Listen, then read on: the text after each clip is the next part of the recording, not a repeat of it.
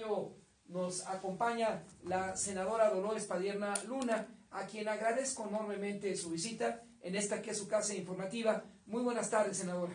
Buenas tardes, soy yo quien agradece su espacio, de verdad, muchísimas gracias, don Federico Lamón. La audiencia preguntó al legislador, al representante de la colegisladora, este tema de la Fiscalía Anticorrupción. Le pregunto, senadora, ¿acaso ningún mexicano está preparado para ocupar esa responsabilidad? Por supuesto que sí. El problema no es de que carezcamos de grandes ciudadanas o ciudadanos.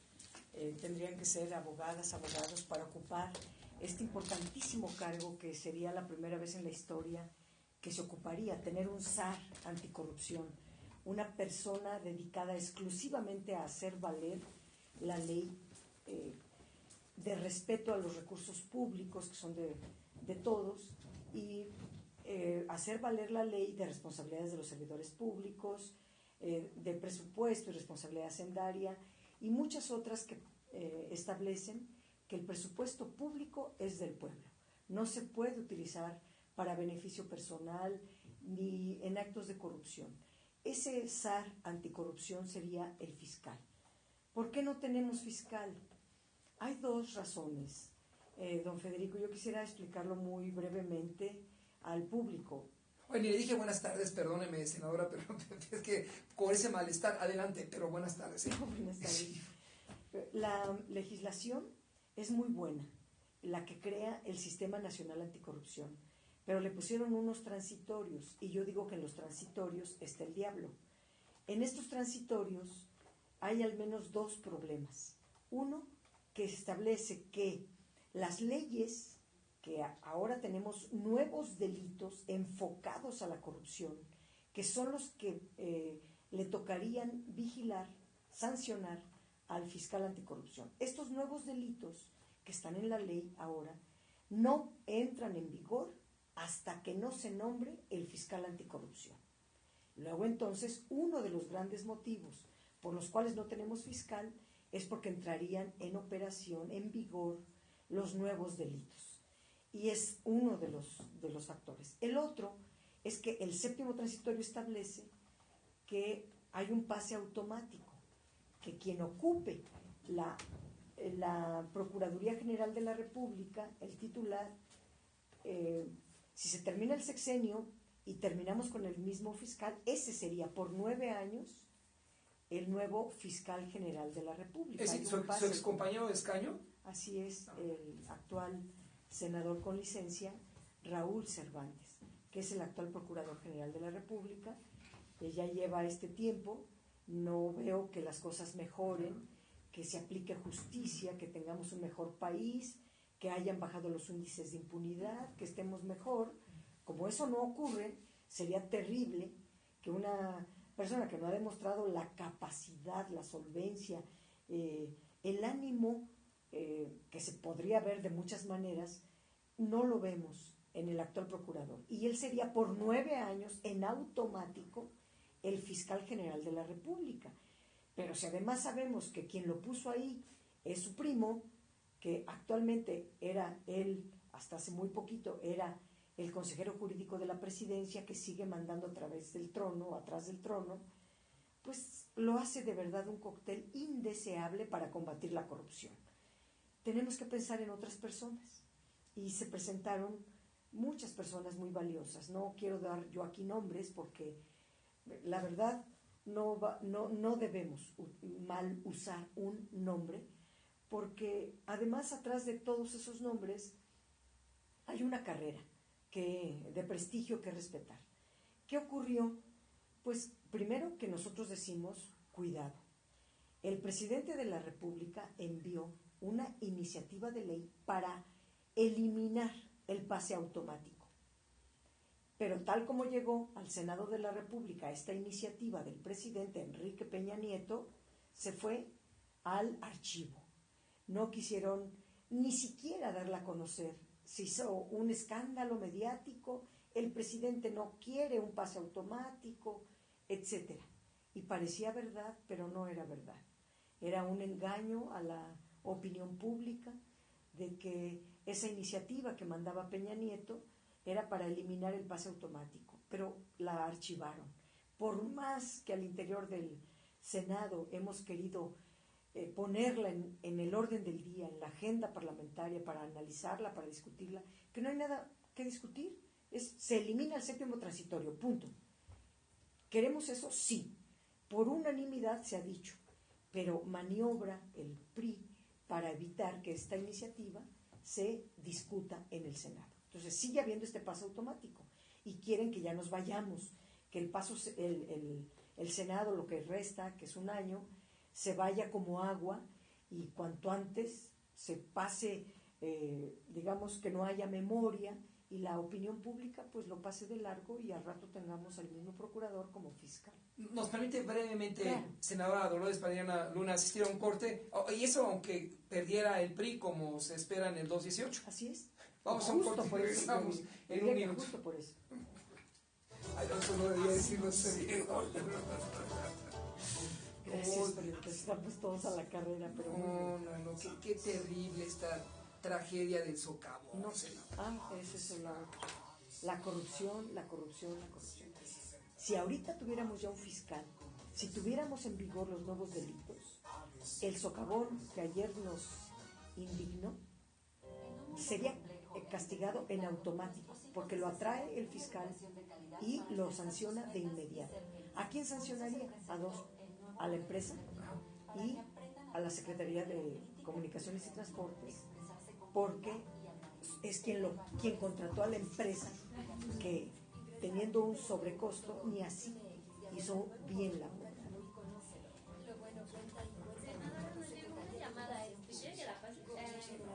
Me dicen que por qué van a permitir el regreso de Marcelo Ebrard.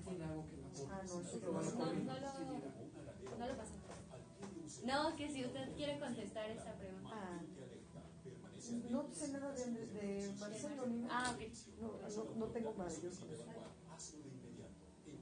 Y ahí le voy a preguntar también lo que pasó con el Consejo Ciudadano del Consejo Anticorrupción, cuando el INAI, la PGR, la Función Pública, no apoyaron ese sustento y se recuerda que renunciaron masivamente a un periódico, un grupo importante de mexicanos.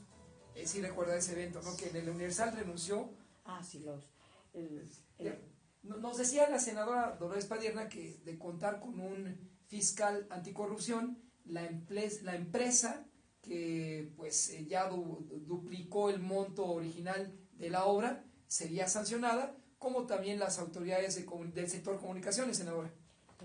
Decía yo que si tuviéramos ahorita un fiscal anticorrupción y la entrada en vigor de los delitos del recurso público, que eso es lo valiosísimo de esta ley, que se pusieron delitos especiales para combatir la corrupción. Si ahorita tuviéramos la entrada en vigor de esos delitos y un fiscal, el fiscal podría atraer el caso del socavón de esta carretera México-Guerrero y pudiera él sancionar de inmediato este acto de corrupción y sancionaría a dos partes, a la empresa que aunque rebasó el presupuesto licitado por 242 millones de pesos más, por un lado, para entregar una obra que ni siquiera puso un concreto de calidad, no hizo la estructura hacia abajo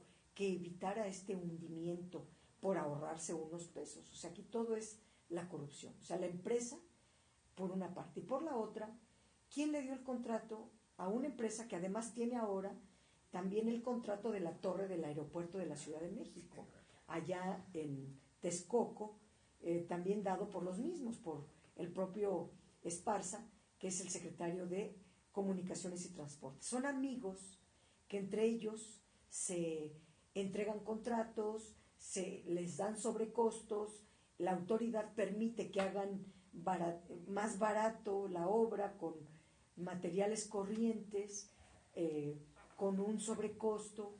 Es corrupción más corrupción. Entonces, este fiscal hubiera podido de inmediato destituir al secretario, porque eso es lo que ordena la nueva ley, se destituye al servidor público que incurra en actos de corrupción si se refieren a estos delitos. Y segundo, a la empresa, por usar recursos públicos. No son recursos privados, no son recursos de la empresa, son recursos del pueblo de México que se usan en estos negocios que además acaban por la corrupción. Es otro Odebrecht.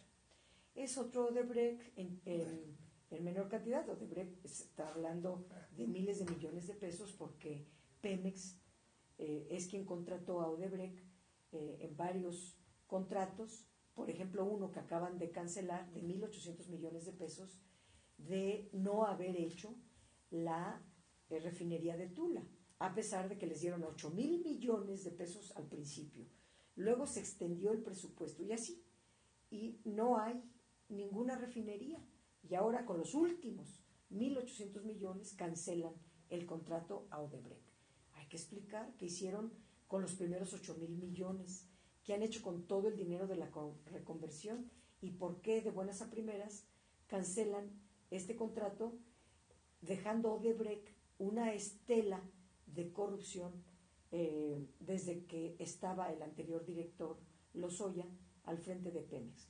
Pero volviendo al caso del socavón, ahora son pues 1.200 millones, 1.250 millones los que se utilizaron en esta carretera, que pues ahora nos entregan 2 muertos. Y es la cantidad inicial. Vamos a ver cuántos más siguen. ¿Cuántos siguen? Senadora, no puede pasar inadvertido otro tema reciente que nos lleva a una denuncia por parte del Consejo Ciudadano del Consejo Anticorrupción, el que lleva a Jacqueline Pechard y a otros mexicanos destacados a dimitir por falta de transparencia de las autoridades federales. A ver, son 2. Ajá. Uno es el comité de acompañamiento que estuvo presente en el Senado, porque el Senado, para este tipo de asuntos de todo el sistema anticorrupción, decidimos hacer parlamento abierto. En un parlamento abierto se presentan la ciudadanía y acompaña a los legisladores en el análisis y en la hechura de las leyes. Así fue desde 2014 que iniciamos a hacer estas leyes y tenemos siempre la actuación de parlamento abierto para que opinen mediante el canal del Congreso, mediante nuestra página web del Senado, la ciudadanía que quiera opinar, decir, pero también tuvimos un comité de acompañamiento. Estas personalidades, digámosle así, primero renunciaron todos menos 4. Esa fue la primera renuncia que tuvimos. Todos se fueron diciendo que no era serio el trabajo porque se estaba manipulando los nombres, viéndose en lo oscurito una negociación de quiénes van a ser los magistrados anticorrupción. Los magistrados anticorrupción los ordena la ley que crea el nuevo Sistema Nacional Anticorrupción y van a hacer 2 tareas. Unos estarían en la sala especializada anticorrupción. Ellos sancionarían toda la ley de responsabilidades de los servidores públicos, todas las faltas administrativas graves que se encuentren a lo largo y ancho del país mientras se usen recursos públicos federales en los 3 niveles de gobierno, sea el gobierno federal, sean los 32 estados de la República o los 2.500 presidentes municipales. Todos ellos tendrían que, si usan recursos federales, tendrían que portarse muy bien y ocupar el recurso público correctamente. Si no lo hicieran y además incurren en delito grave, no delito, sino falta administrativa grave, entonces la sala especializada anticorrupción sanciona esas faltas administrativas graves. Y también la sala superior tendría estos magistrados especializados en materia anticorrupción que estuvieran en la sala superior del Tribunal Fiscal y Administrativo para que se finquen responsabilidades contra los servidores públicos que incurran en estos actos graves. Le agradezco que nos aclare también este tema que nos planteó la audiencia. En otros temas, déjeme llevarla rápidamente al contexto internacional. Se anuncia hoy un castigo ejemplar contra un líder del Partido de los Trabajadores en Brasil, Luis Ignacio Lula da Silva. Este es un mal mensaje para las izquierdas del Cono Sur y hasta nuestra geografía. No, don Federico, mire, lo que le pasa luego a las izquierdas cuando gobiernan es que tienen que ser escrupulosas. Nosotros no tenemos por qué ser iguales a las derechas. Si las derechas, y estamos hablando de cómo está la Secretaría de Comunicaciones, etcétera, a la izquierda no se le puede perdonar nada. En el caso de Brasil, el expresidente Lula da Silva hizo uno de los gobiernos, yo diría, ejemplares. Sacó de la pobreza a 36 millones de brasileños e impulsó una política económica diferente y una política social, en fin, eso allá en Brasil. Él tiene un alto prestigio y ocupa actualmente el primer lugar de las encuestas en preferencias electorales para ocupar la presidencia de Brasil. El PT de Brasil está impulsando a Lula da Silva para que sea su candidato a la presidencia. Y lo que hizo la derecha en Brasil, casi me recuerda a lo que aquí hemos vivido 2006. En el 2006, que quieren inhabilitar por la vía judicial al presidente de izquierda que les puede quitar la presidencia. La derecha, a la mala y con un acto misógino, destituyó de manera brutal y de verdad de una manera muy incorrecta a la presidenta Dilma Rousseff. Dígame usted, ¿a quién le hacen eso? A nadie. Pero ahora, como ella es de izquierda, era la presidenta, ocuparon un golpe parlamentario a que su Congreso de la Unión, llamémosle así, en Brasil, la destituyera.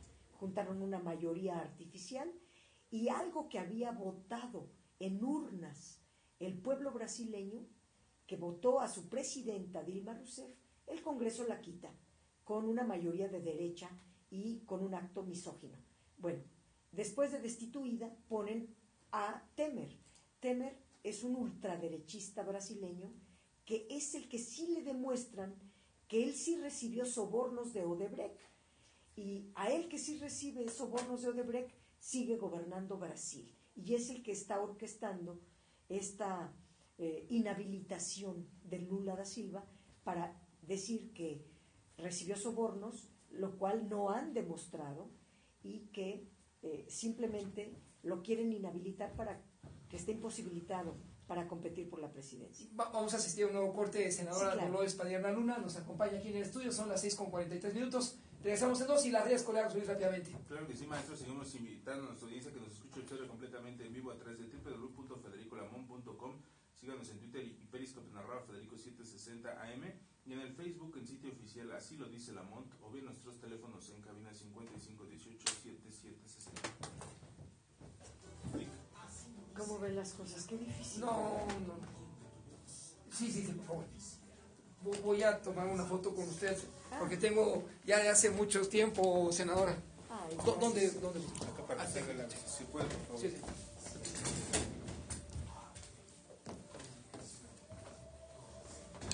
Ojalá nada más que se puedan unir, senadora. Porque si no... Eso es como sacarse la lotería. Mi nombre es Karina Domínguez Manta, trabajo en la primaria José Fernández de Ciudad Juárez. Siempre desde niña jugaba a ser maestra. ¿El maestro? Me gusta innovar en mis clases. A mis alumnos trato Muchas gracias. No, por favor. Es que, senadora, todas las condiciones parecía están dadas para que ganen una izquierda unida. Tenemos más del 50% histórico. ¿En serio? Sí, 52%. Otra va a preguntar eso.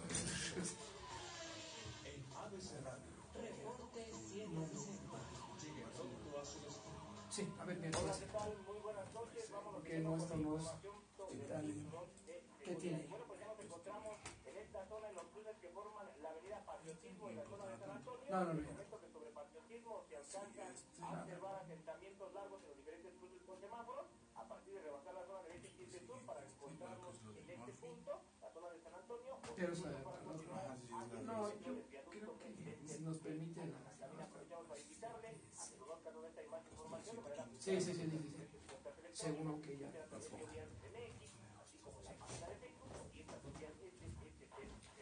En la ultraderecha brasileña Sí. inhabilita temporalmente para que no contienda. Mi hipótesis es de que lo quieren hacer, pero va a pasar como aquí, como a López Obrador, no van a poder demostrar lo que dicen y va a tener que recular.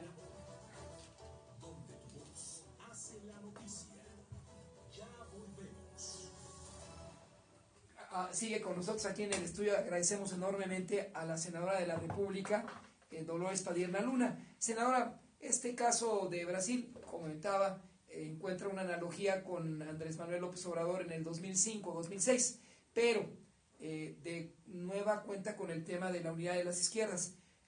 Por primera ocasión, desde 1989, las izquierdas, llámese PRD, del cual usted forma parte, Morena o las expresiones internas del PRD, tienen un 50% de preferencia. La sociedad civil, los mexicanos, reprocharíamos a ustedes, senadora, si no encuentran la fórmula para mantenerse unidos y así llegar al 2018. Así es, en efecto. Paradójicamente, contra lo que cualquiera pudiera pensar, las izquierdas, cada quien por separado, hemos crecido mucho. El PRD tiene un voto duro altísimo. Dicen que ya no existimos, que somos quién sabe qué por ciento. Yo que conozco al PRD desde las entrañas y lo vivo y lo trabajo y lo construyo todos los días, el voto duro del PRD es muy leal, es muy grande, es muy importante y es muy fuerte. Y por otro lado, Morena pues ha crecido, el Movimiento Ciudadano ha crecido, pero en realidad lo que está pasando es que la sociedad mexicana está dándole un voto de confianza en este momento a las fuerzas progresistas de México, no a los partidos, pero sí a las fuerzas progresistas del país, que entre otros estamos en los partidos. Le está retirando la confianza al PRI, le está retirando, creo que ya le retiró gran parte la confianza al PAN, y está optando por las derechas. Por eso su comentario me parece fundamental. La sociedad mexicana exige altura de miras y mucha responsabilidad con el país.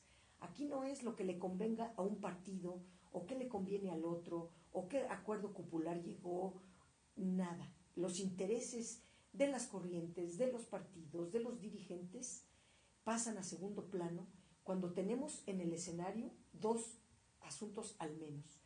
Un país que se nos está cayendo de las manos, que se está degradando todos los días, con una inseguridad, una violencia que ya lacera, con una corrupción que de verdad es insostenible ya, y con un empobrecimiento de la población, una desigualdad creciente, o sea, una realidad mexicana que exige un cambio urgente. Y por el otro, un crecimiento y un fortalecimiento de las fuerzas progresistas y democráticas del país que deben estar a la altura de los grandes retos sociales. Por eso nosotros hemos insistido y llamado una y otra vez a la responsabilidad política de los dirigentes de la izquierda mexicana, para que se olviden de sus aspiraciones, que siendo muy legítimas, y no le quito mérito a ninguno, se olviden de sus intereses personales, particulares o de partido, y piensen en el país. Si se piensa en el país, tenemos que tener una unidad obligada, más allá si quieren izquierdas, para poder jugar un papel decoroso en el 2018 y estar a la altura de lo que está señalando la sociedad mexicana para poder llegar a la presidencia. Estaría en un escenario hipotético Dolores Padierna Luna, representante popular en el Distrito Federal, senadora de la República, en condición de invitar al ingeniero hipotético, al ingeniero Cuauhtémoc Cárdenas, al propio Miguel Ángel Mancera, a tocar las puertas de la colonia Roma, donde se ubica las oficinas de Andrés Manuel López Obrador, algún día de estos, y darnos ese ejemplo, senadora? Usted menciona dos personalidades muy importantes, el ingeniero Cárdenas y el doctor Miguel Ángel Mancera, que ellos sí tendrían un trato político digno de tocar la puerta de otro gran dirigente político como es Andrés Manuel López Obrador. Lo que ha hecho hasta ahorita Andrés Manuel no tiene la forma, la diplomacia, y no estamos viendo las formas, sino que todo, para que se pueda dar, tenemos que crear las condiciones, poner de nuestra parte para que la unidad se pueda dar. A golpes, a patadas, así no se puede lograr. Se tiene que hacer como lo haría el ingeniero Cárdenas o el doctor Mancera, con responsabilidad política, hacer un llamado a sentarse, a platicar de la situación del país y ver juntos qué podemos hacer para rescatar a nuestro país. Caso contrario, el proceso mexiquense se reeditará en la contienda presidencial del 2018. Pues lamentablemente, si las elecciones fueran hoy y no nos unimos, repetiríamos los errores del Estado de México. Que si uno suma toda la votación que obtuvo el PRD en el Estado de México con la que obtuvo Morena y el PT y algo del Movimiento Ciudadano, seríamos el 52% de la votación en el Estado de México y hubiéramos arrasado. El PRI, de hecho, perdió, aún con todo lo que hicieron, perdió la elección, no ganó el PRI. Está ahora con una acta de mayoría, sumándole los votos del Verde, el PES, el PANAL y todos los partidos chiquitos que fueron en coalición con el PRI, pero el PRI por sí solo perdió. Y lo que le dio el triunfo fue la sumatoria de los, uno sacó 1 millón, el otro sacó 800,000, el otro así, de pedacitos, se le agregan todos esos pedacitos al PRI y gana. Pero por separado, Morena sacó una votación muy importante, el PRD sacó una votación importantísima y el resto de los compañeros también, que juntos pues hubiéramos dejado al PRI enanito, al PAN hasta muy lejos. Por ello, de nueva cuenta le pregunto, senadora, no sea la lógica contraria a lo que se expuso, que Dolores Padierna, hipotético, Cuauhtémoc Cárdenas y Miguel Ángel Mancera fueran a tocar las oficinas del PAN para plantear una alianza como quiere su dirigente nacional Alejandra Barrales. No, yo no, ahí sí no tocaría. Yo podría tocar todas las puertas donde vivan los dirigentes, partidarios o no, de las fuerzas progresistas de mi país. No tocaría la puerta de la derecha. Con ellos ya los vivimos, ya los padecimos, ya los conocemos, no hay nada que hacer. No se trata de sacar al PRI para poner al PAN, ¿qué sentido tiene? Ya eso pasó en el 2000 y el PAN perdió su oportunidad histórica.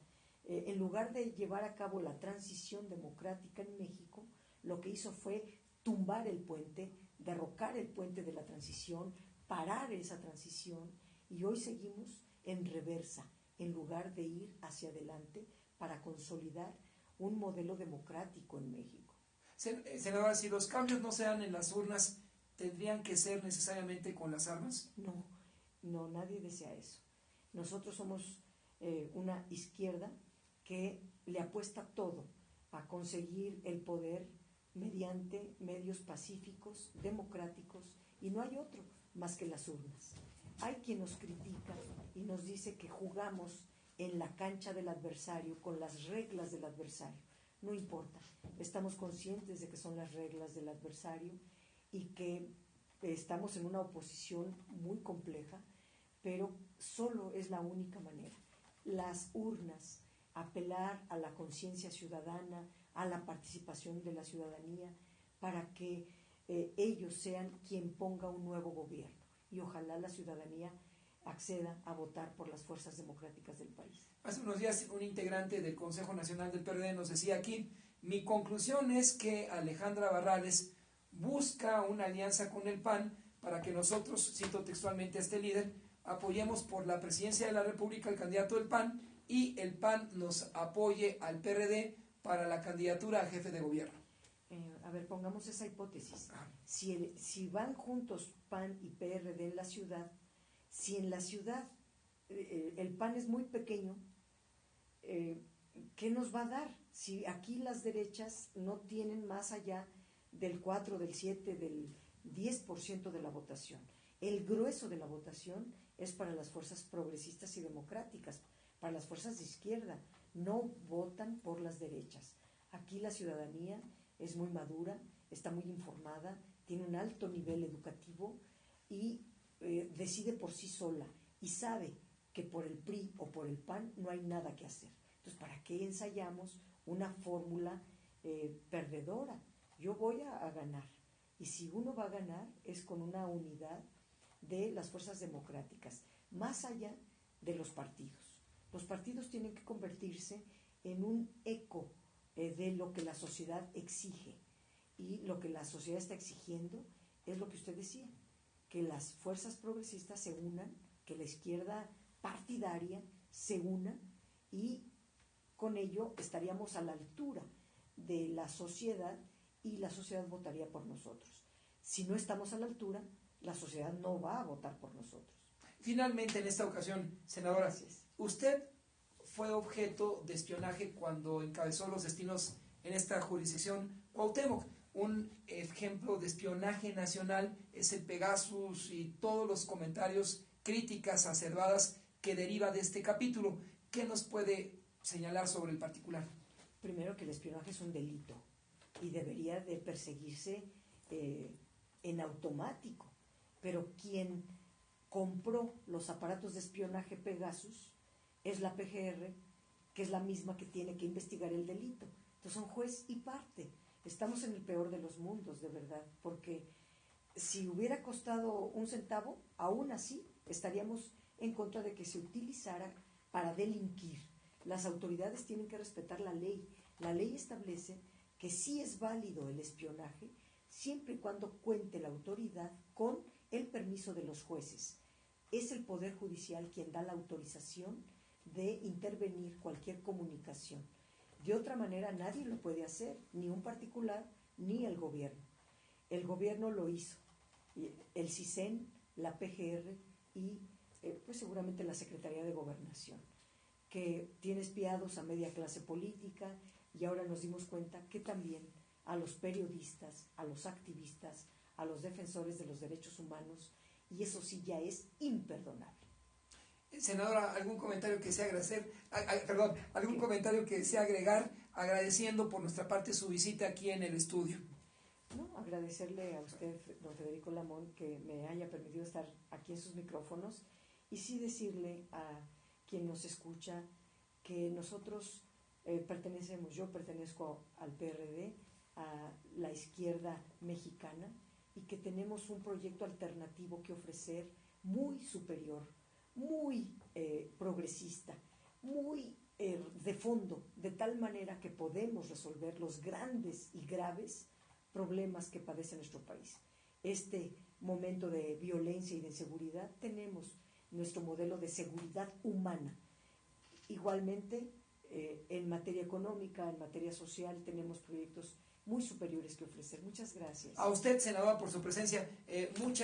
Buenas noches para usted y éxito en lo que venga para su propio proyecto político.